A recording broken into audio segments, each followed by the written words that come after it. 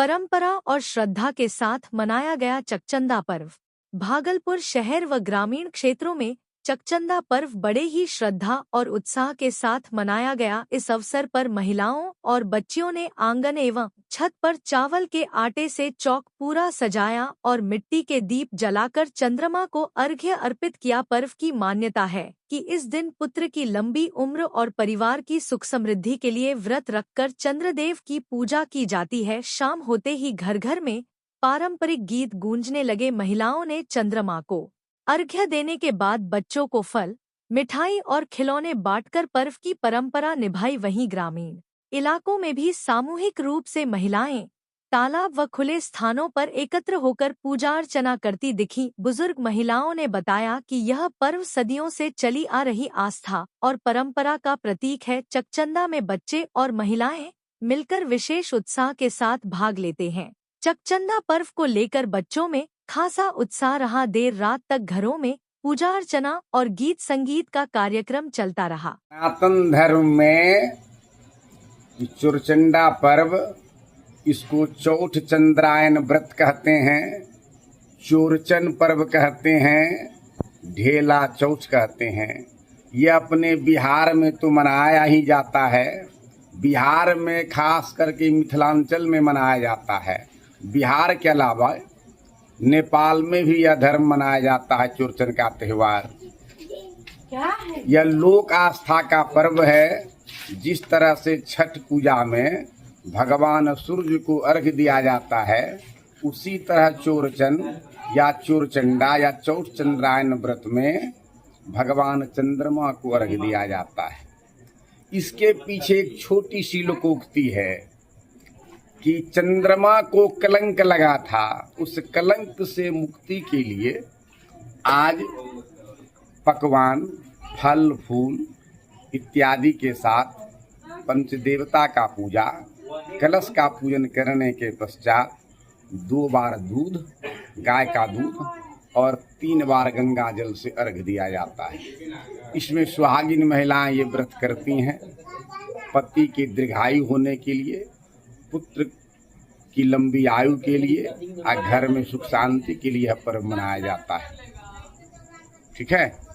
हाँ, इसमें कम से कम इसको कहते हैं ऋतु फल, यानी श्रावण भाद्र मास में जो फल बाजार में उपलब्ध हो वह फल इसमें भोग में लगाया जाता है। इसको ऋतु फल बोलते हैं। यानी इस वर्षा ऋतु है, वर्षा ऋतु में जो फल बाजार में आपको उपलब्ध है वह आप पूजन सामग्री में प्रयोग कर सकते हैं।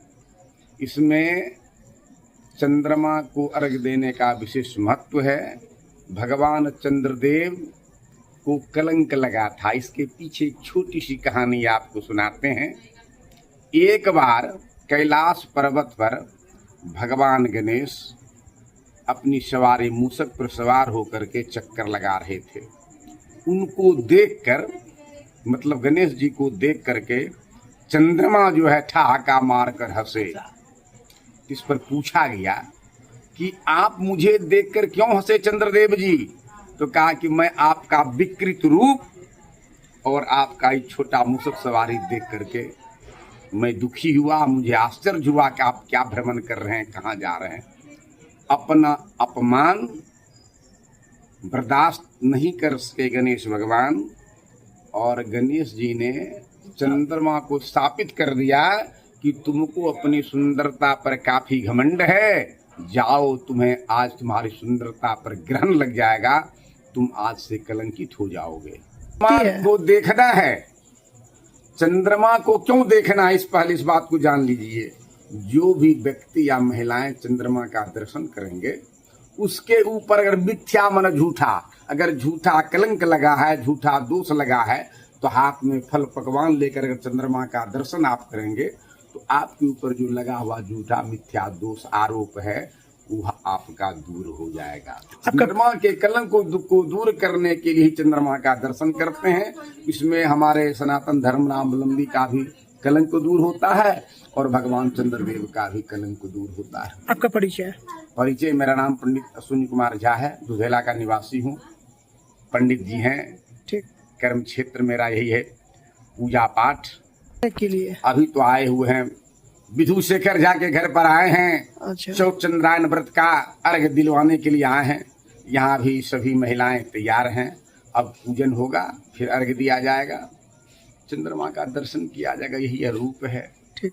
चंद्रमा चंद्रमा इसमें कहते हैं अर्घ का मंत्र है, एहि चंद्र सहस्त्रांशो तेजो रासे जगतपते अनुकंपे माम भक्त्या गृहा नारगम सुधाकर। प्रथम वर्ग, द्वितीय वर्ग, तृतीय वर्ग करके अर्घ देते हैं चंद्रमा को।